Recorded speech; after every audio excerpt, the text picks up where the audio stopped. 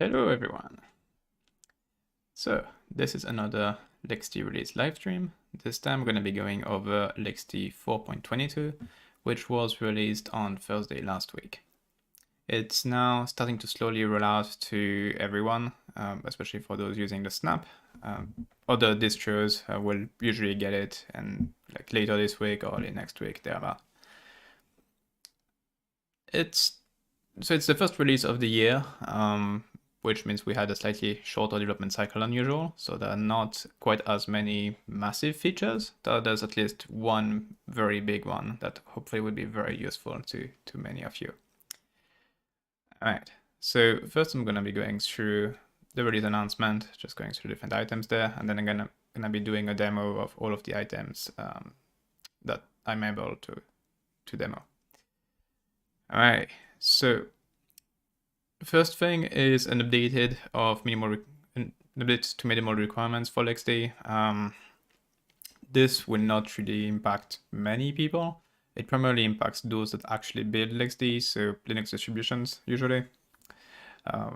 We're effectively moving over to a newer version of Go because a bunch of our dependencies no longer build with Go 1.13, which is what we used to be supporting. So we've currently moved the minimal to Go 1.16 with plans to move to 1.17, likely just before the LXD 5.0 release.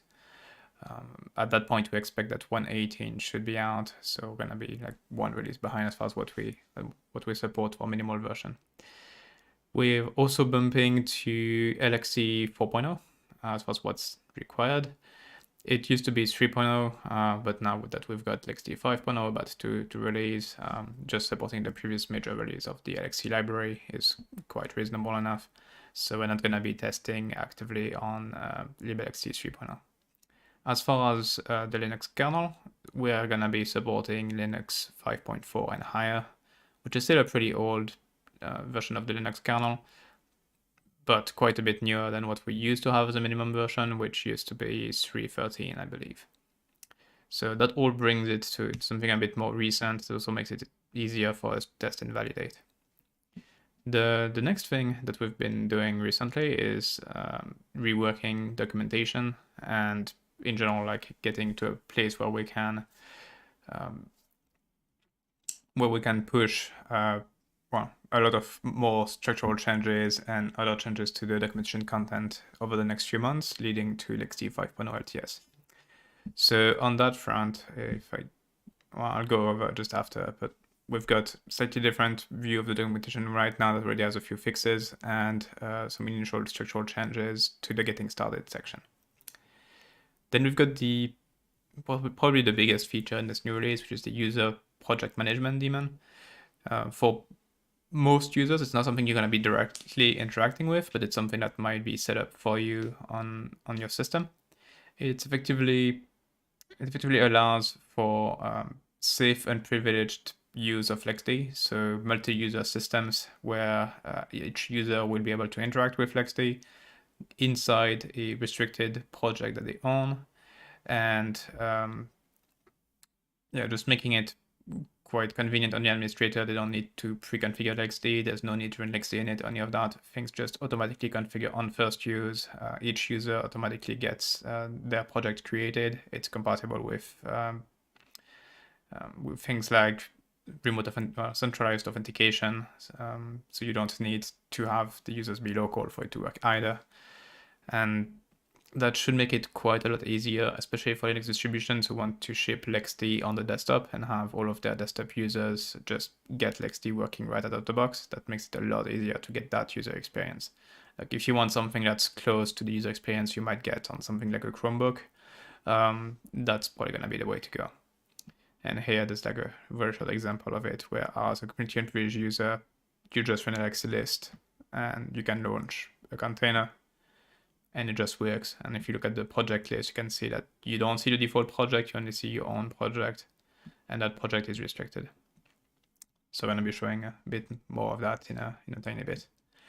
Then we've got support for agentless VM metrics. That's primarily useful for environments where you might not be trusting your guests so much.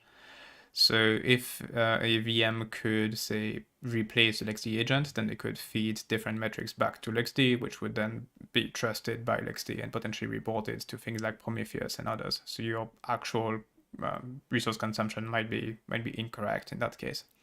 So we've got now a new configuration key called security agent metrics, which, if it's set to false, will not trust the LXD agent for metrics and will instead fall back to just showing you what the hypervisor, in this case QEMU, reports. It's a lot less detailed. For example, we have no idea how much of the disk space will actually be used. We can just report the size of the entire disk. Same thing for memory. We don't know exactly what might be used and for what. We're just going to be reporting the total memory consumption of the VM. And same goes for things like networking, number of processes, all of that kind of stuff. It's a lot less fine-grained, but it's numbers that you can trust because they come directly from the host system and not from a potentially untrusted guest. Then we've done some changes to the NVIDIA multi-instance GPU support. That was primarily forced on us because NVIDIA changed the way multi-instance GPU UUIDs work with newer drivers. It used to be that each of the GPU instances were effectively children of the physical GPU, and so they didn't have their own UUID, but had the parent's UUID with then a identifier for the specific compute instance and GPU instance. That's no longer the case. Now they each get their own UUID, and because there's no easy way for us to go straight from the compute ID and GPU ID to the new UUID, we've had to introduce a new mig.uuid option, which lets you directly pass the UUID of the multi-instance GPU that you'd like to use in your container. Yeah, that's a lot of NVIDIA terminology around multi-instance GPU. But if you've got one of those cards and you're dealing with those kind of instances, you probably noticed the change in behavior with the new driver, or you will as soon as you update. And once you do, you're gonna need that option. Then we've got support for live migration for cluster evacuation. So currently, when you try to evacuate a cluster member, two things can happen. Either the instance will just be stopped and will be restarted when the cluster member is restored, or the instance will be stopped, moved somewhere else, and started back up. Now we've added, with this release, we've got another option, which is live migration. And that will only work to virtual machines. It will require the virtual machine to have migration stateful be set to true. And for it to work properly, you also need to have the state size set to at least the memory size, so that there's enough room for the VM to write its memory state as it gets moved around. But with that in place, you'll be able to actually move a virtual machine. Well, you'll just evacuate a server, and if the VM is considered to be live migratable, it will just be live migrated somewhere else, and that's effectively it. Like, there's not going to be really any downtime if you're using something like Ceph.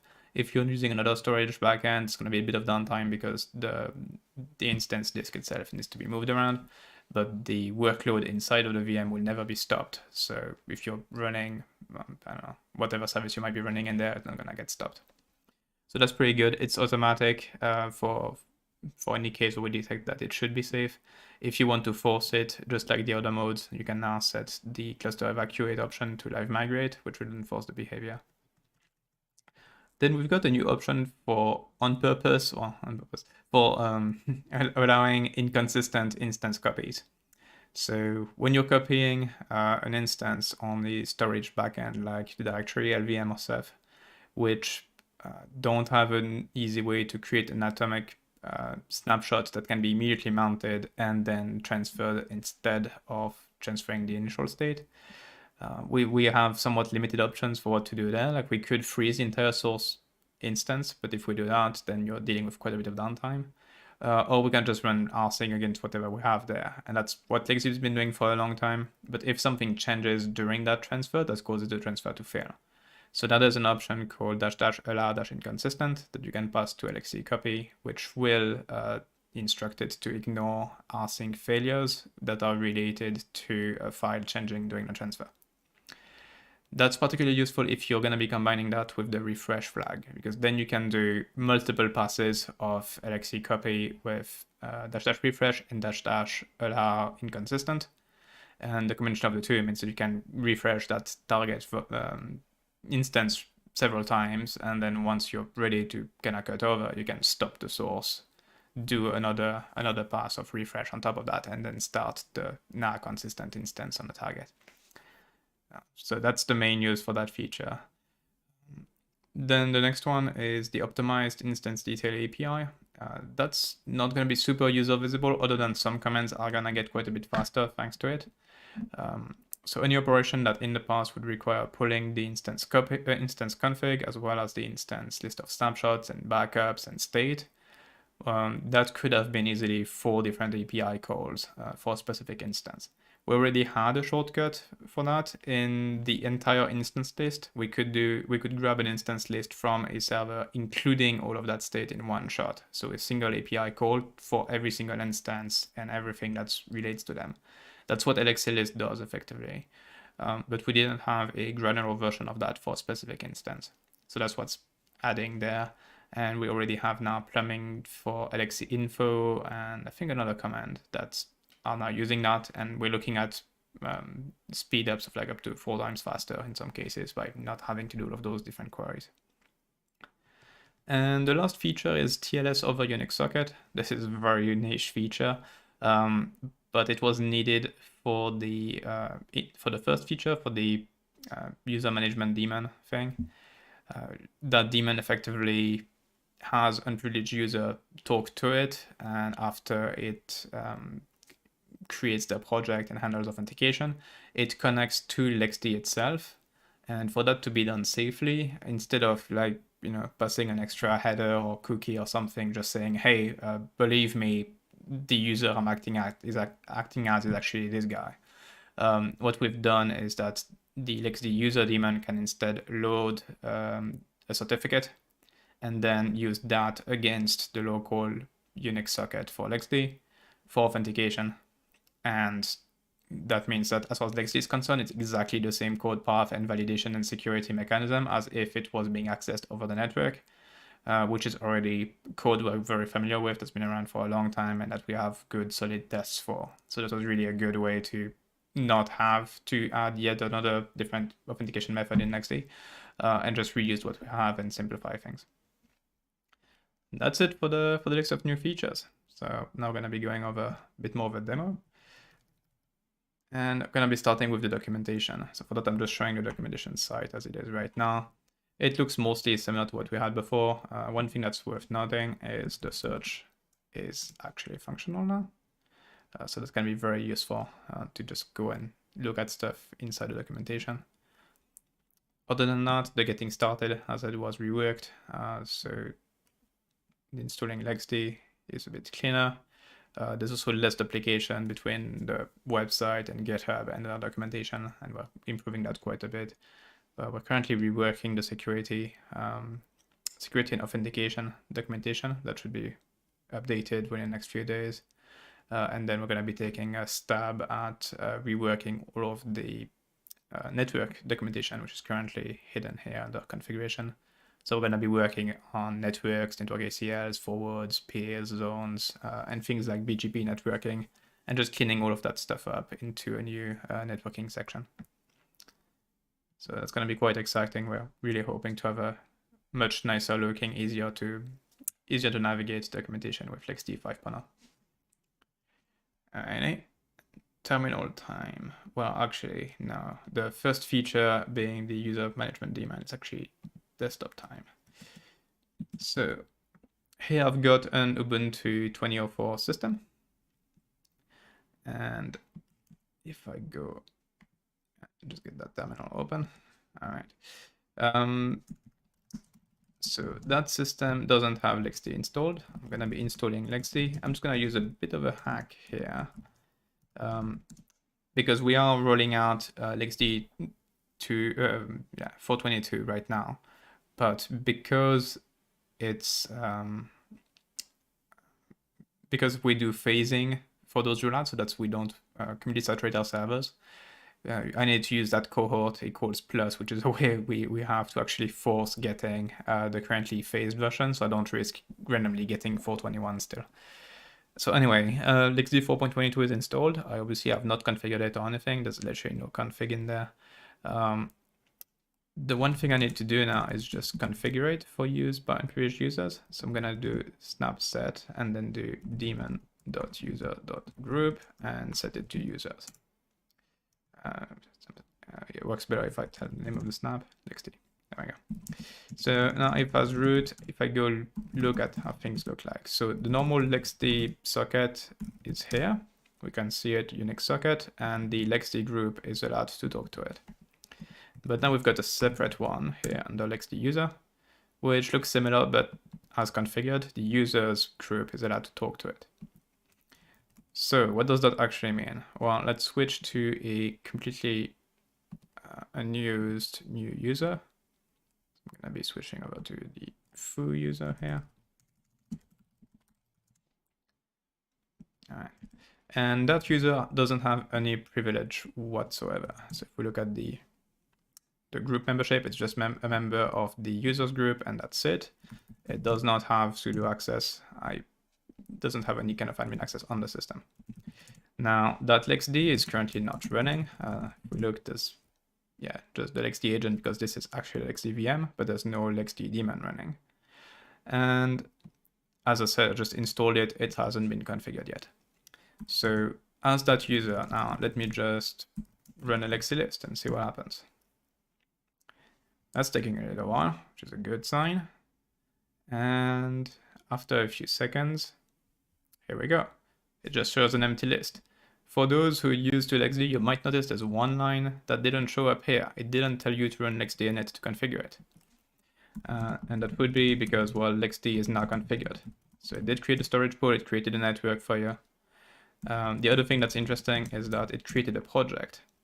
So we don't see the default project, we only see the user 1001 project. Now if we go look at inside that project,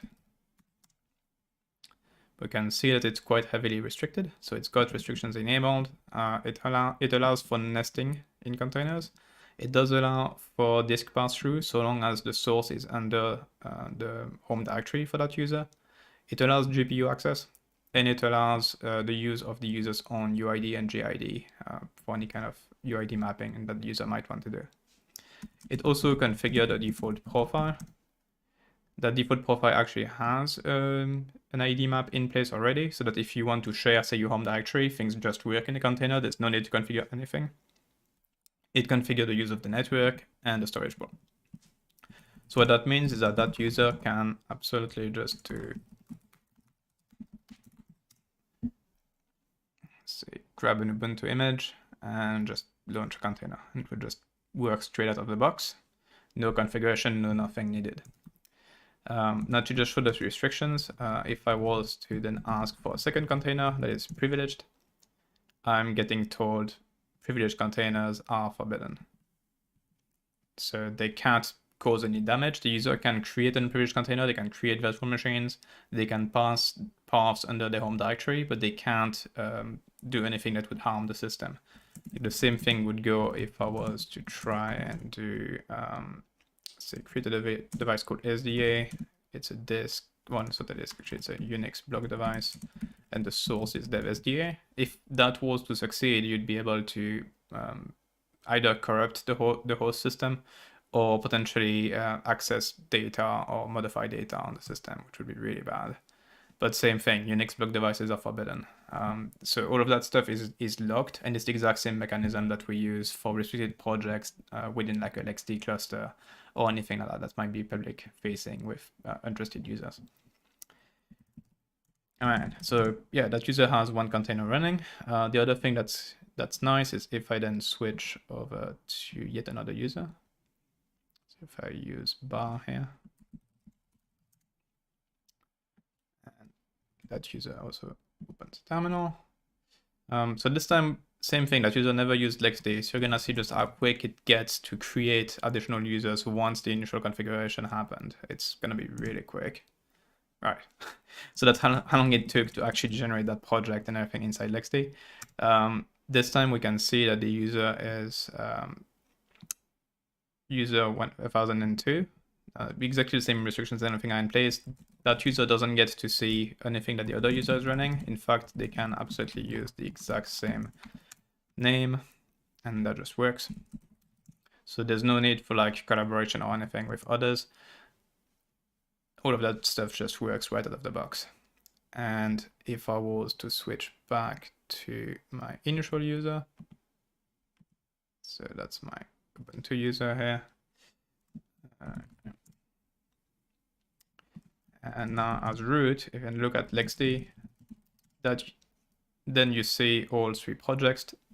Root by default is in the default project, just like anyone would be in the LXD group. And the other two users have their own project, and you can list them and interact with them by doing accessing their specific project. And that's it for this feature. It makes it really easy to manage LXD on a shared environment, like a multi-user environment like this. It would also make it very easy for Linux distributions to integrate that as part of their desktop environment, so that you can directly use containers, virtual machines, and all that stuff right after installation. The other nice thing is that LXD itself is socket activated. So as I showed initially, LXD was not running on the system until something talked to it. And the exact same thing is true with that LXD user daemon. It's socket activated and automatically shuts off 30 seconds after the last request was processed. So if I look at for LXD user, it's currently not running. If as my user I talk to it, then it's gonna have been running, and within 30 seconds it's gonna go away. So that makes it very, very lightweight. That makes it possible to have LXD on a bunch of systems where the only cost of having LXD there is the disk space used by the snap, which is in the neighborhood of 70 megs and thereabout. But it won't use any resources unless people actually interact with it, unless they actually use it. And it's still running. That's gonna have to just wait a few more seconds for it to go away. Yeah, it's gone. All right, so that's it for this feature. And now let's move on to the next. So for this one, I'm going back on my own laptop. Well, desktop actually. And that's what I wanted to show, the agentless VM metrics. So as I said, the demo I just did was actually inside of LXD VM, which is here, the U2004 desktop. And here we can see a whole bunch of details coming from the VM. And the reason why LXD info can show you all of that information is because it's coming through the LXD agent. So now let's say that I don't trust that VM anymore. So I can do security agent metrics false. Whoops. That actually got fixed. Just my system is running a slightly older version of LXD, unfortunately. So if you're actually installing the release version of 422, you won't have that particular warning. You won't need to stop the VM for it to be updatable. But in this case, let me just do the update, start the VM again. Just give it a few seconds to start up and then see what the difference ends up being. Okay, so VM is back up. Now if I do LXD info again, there's a lot less.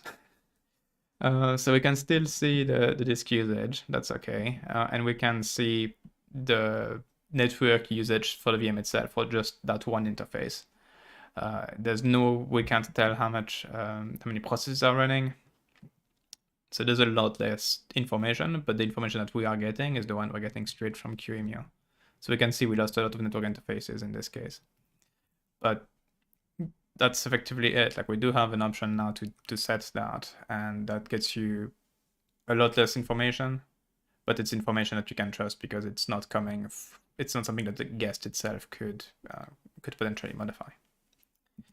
Alrighty.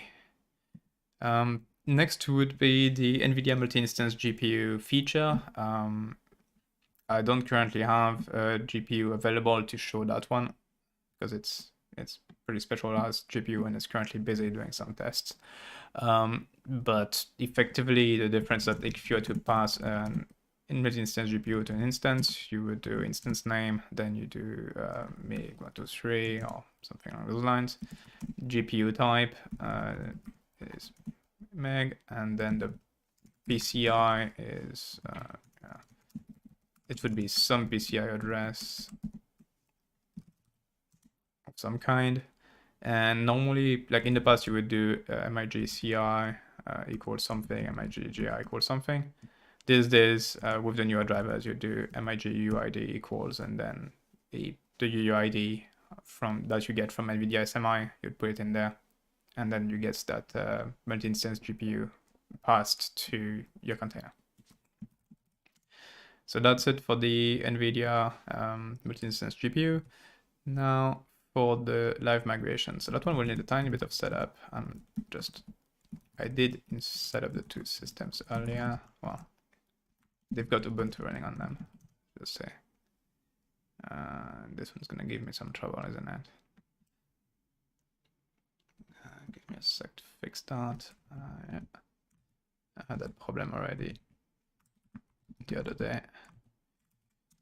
Anyway, the first one can already refresh LXD channel latest stable cohort. Yes, that should get it onto the right version while I fix access to the second one. So the idea here is we're just going to be setting up a very simple cluster with just two machines and then do evacuation to get the live migration working. There we go. Access is good now on the second one. And I'm gonna run the exact same command to get it also onto 422. And during that time, I can do the init on the initial one. Okay, whoops, actually no. Init, yes, I want clustering, not joining. I think the rest is pretty much all hitting enter. Yeah. There we go. And then cluster add NUC02.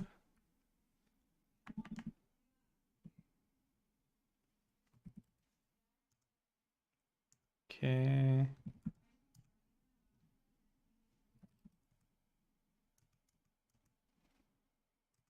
And here we go.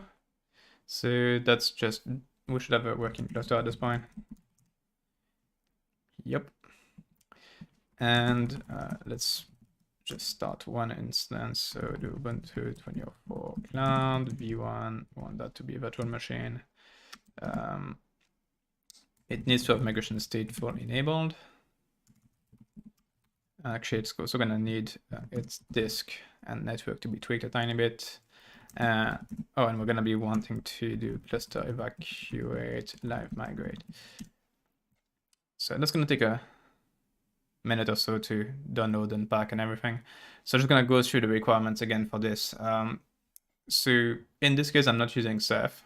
So the live migration will actually be pausing the VM for a bit of time as it's moving over the network. We shouldn't be down for more than 10 seconds or so, since the VM is going to be pretty small. The other options that I needed here is migration stateful set to true. So that's a requirement for any kind of stateful stop, migration, snapshot in LXD. That turns off some device types that prevents you from using things like GPUs and other things that are not compatible with live migration.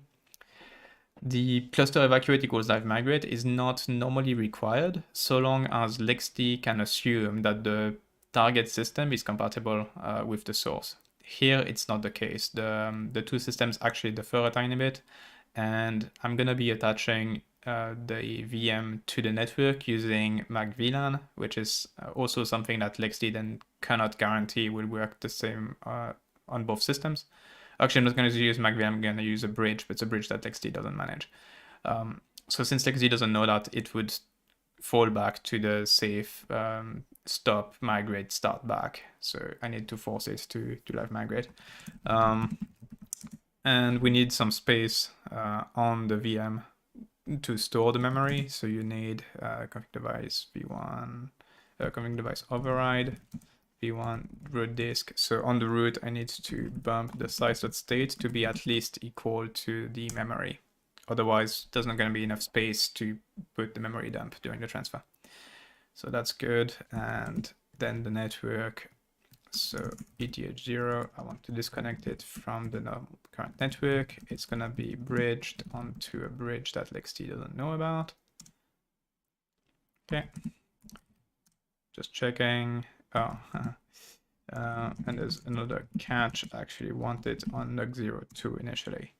The reason for that is that the two systems are not identical. So if I start it on NUG01, which is a newer CPU, and I move it and I have it evacuated onto NUG02, which is an older CPU, the VM will eventually crash. So in this case, I'm actually flipping that to go from older to newer, which will then work fine, and then we can go back and forth. So it's something to keep in mind. If you're doing cluster evacuation with live migration, your hardware should be on the same generation, or you need to be careful like I am here so that things don't blow up. Anyway, so with that, we've got a 2004 VM that's running with all the right config options, and it's attached to a bridge, which should get me nice and convenient access to the VM. So I'm just gonna let it boot. Once it's booted, I should be able to ping it from my desktop here. And we're gonna see what the actual downtime kind of looks like. And also be able to make sure that it kept running. Still booting. It should be pretty much downtime. Is the agent responding? Yeah. So we should have an IP. Okay, it does have an IP. Okay, so now I'm pinging that virtual machine. And so if we got the cluster, there's two machines, and now we're going to be evacuating NUG02. And yes to evacuate. And currently you can see that the VM is still pinging. There's no difference to it. That's because the memory dump will only freeze the VM all right at the end, which is about when we start doing network transfer. So now it's not responding anymore. If we look on the target server, we should see ZFS here receiving the data stream from the source. Okay, it's done. So now it's going to be decompressing the memory back in place and then restoring the VM. And the VM is pinging again.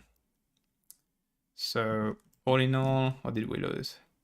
15 pings at about 1 ping per second. So it went down for about 15 seconds.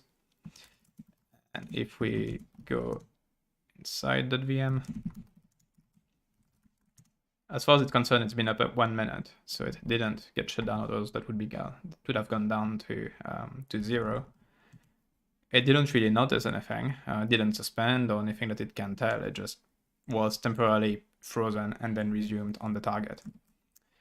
Okay, so if we look at my cluster state here, I'm gonna see that it's marked as unavailable due to maintenance. So that machine is no longer running anything. If you wanted to reboot it or do kernel update or whatever, you can. It's perfectly fine at this point.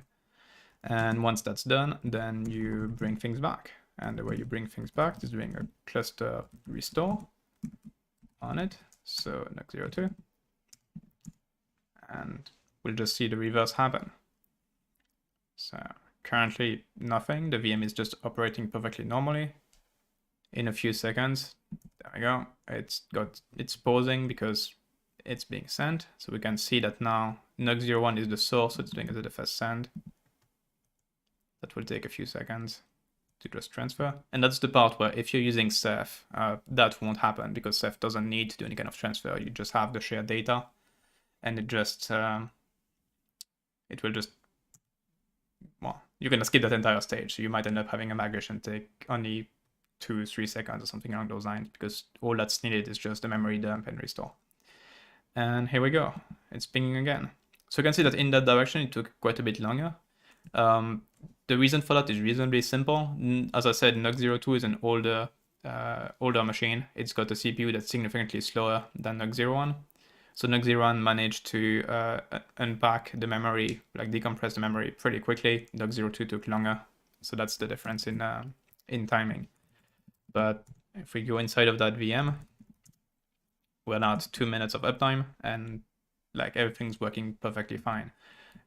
If you had like an open web transfer or network connection, it probably wouldn't be super thrilled by having gone for 30 seconds, but it also is not long enough for it to time out in most cases. So it allows for pretty seamless maintenance, and if you want to make that significantly better, then use shared storage and remove that transfer overhead. So that's the live migration story with this LXD release. Next is the inconsistent instance copies. So I can try and just do it here. It's not going to be the best of examples, but say we just take the most basic of containers. Okay. And this one is running. Now, if we're going to copy from A1 to A2, that's the stage where, okay, well, the container is running. It could potentially fail. In this case, it's actually pretty unlikely to, because there's not much in way of changes going on. But if you were concerned by that, you could do the allow inconsistent. And that works. And you can do the refresh. Actually, it doesn't let me, I'm not sure why. E2 is here. Okay, let's just redo it with refresh. Okay, yeah, so you can do refresh, you could do it multiple times, and once you're done, you stop A1 and you do transfer again. This flag is mostly there for anyone who did hit an error. So if you are doing this kind of migration and you in the past got an error that was showing an rsync, file vanished or file got modified during transfer, and you want to get past that, then you can use that -- inconsistent flag, and it will get you past it. The next one is that new API for fetching all of the information in one shot. The snapped version of 4.22 actually has support for that now. So if I do lxinfo a1 and --debug, that will show us all of the queries that are happening over the network. And we should actually see, yeah. So here it queried /1.0 instances a1 recursion equals 1, which is the new API. And that responded with the instance config, which is what we see here. As well as the instance state. So that's what we're seeing down here. It also included the backups. There weren't any in this case. And snapshots, same thing, it does none. But that saved us doing another 3 queries effectively. And yeah, you can query the exact same thing manually. So if you wanted, well, let's say we do the VM, you can do, so instead of having to do /state, and then /backups recursion equals 1, and then snapshots recursion equals 1, you can just do v1 recursion equals 1, and that gets you all of it in one shot, which is significantly faster. So that's for that new API. And the last bit in this release was the TLS over Unix socket, which I can't really demo. I mean, I did indirectly when I did the demo of the LXD user daemon, because that's what it uses for authentication. But yeah, it's not something that I can really demo on its own. I also don't expect that many people will have a strong use case for this on its own. It's particularly useful for this particular feature. And that's it for the LXD 4.22 release announcement. It's currently rolling out to users. As I mentioned, we're doing phased rollout for Snap users. So we expect that over the next 48 hours, everyone should be getting it. If you have any questions, please use our community forum or the comment section down below. If you've got any issue with this release, bug, or anything, you can also find us on GitHub and report things there. Hope this was useful, and I'll see you in the next video. Thank you.